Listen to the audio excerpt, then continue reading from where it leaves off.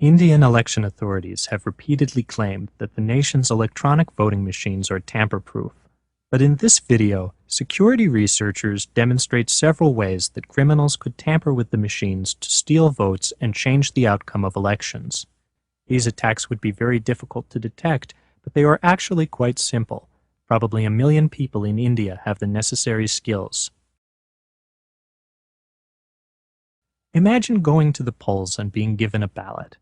After filling it out, you are shown a brand new electronic voting machine that consists of a large box with a curtain. There is a man behind the curtain, and when you approach, he snatches your ballot. He then shreds it into pieces and tells you you have voted. When the polls close and counting time comes, the man behind the curtain hands over a piece of paper on which he has kept an honest count, or so he claims. Electronic voting machines are no more trustworthy than a stranger behind a curtain. India is the world's largest democracy, and for about a decade, nearly all votes have been cast on electronic voting machines, or EVMs. They consist of a control unit used by poll workers and a ballot unit inside the polling booth. There is a single race, and the ballot unit has one button for each candidate. Let's run a small election using a real EVM. When a voter arrives, poll workers press this button to allow one vote. The voter then presses the button for their candidate, and the vote is cast. Let's give each candidate 3 votes.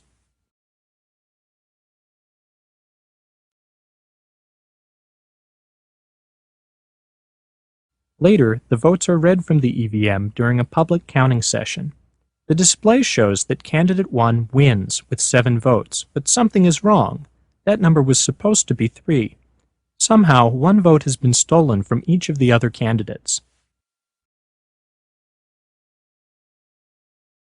Now we'll open the machine and show you how we tampered with it. Indian election officials haven't let voters see inside. The EVM contains a simple computer with a processor and memory to store votes. We made the machine cheat by tampering with the hardware. We opened the machine and replaced the real display with this dishonest lookalike version, which lies about the election results. As you can see, the 2 displays look nearly identical. We built our version in a few weeks from parts costing just a few dollars. Under the displays, we had a small chip that replaces the real results with dishonest ones, and a Bluetooth radio that lets us wirelessly signal who should win. Criminals could install a dishonest display at any time before the votes are counted, possibly years before the election. Here's a second way criminals could cheat. They could also change votes while the machines are stored between the election and the public counting session. To prove this, we built a small vote-stealing tool. It has a dial to select the winning candidate, and it clips directly to the memory chips that store the votes in the EVM. The attacker just attaches it momentarily, and it rewrites the votes. This attack leaves no traces and makes sure our favorite candidate wins. Another alarming problem is that the software that counts the votes is stored in chips that are designed so that the software cannot be read back out. This means not even the Election Commission of India, India's highest election authority, can verify that the correct software is in the EVMs.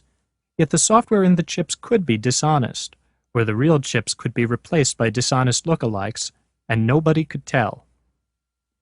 Meanwhile, experts for the Election Commission of India seem to think that the fact that nobody can verify the software actually makes the EVMs more secure. The program itself is frozen. It cannot be entered. It cannot be read. Even the BEL and ECL cannot read what is in the program. Remember the man behind the curtain? What if that unreadable code is dishonest? Indian elections employ safeguards against fraud, but this does not prevent our attacks.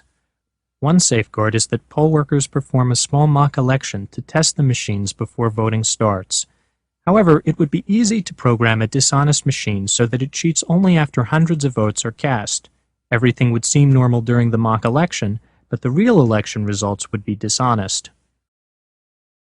Another safeguard is that election officials place seals on various parts of the machine. Yet these seals are easy to tamper with. Most consist of a sticker or a piece of string and some red wax. Scientists don't really know how to make seals that cannot be cheaply faked or tampered with, even in applications such as nuclear facilities. Low-tech voting machine seals are an extremely weak defense.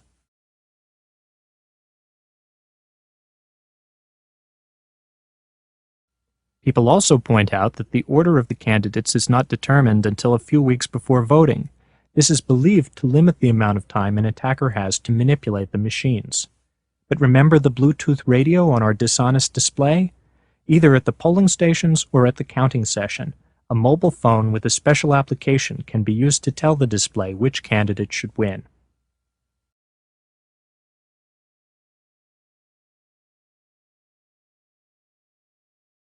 You have witnessed attacks that can change election results on real EVMs in real scenarios. We believe this settles the debate. India's EVMs can be tampered with to steal votes. Paperless electronic voting systems are never transparent and are inherently insecure. The use of paperless EVMs has been discontinued in California, Florida, Ireland, the Netherlands, and Germany. India would be wise to follow suit.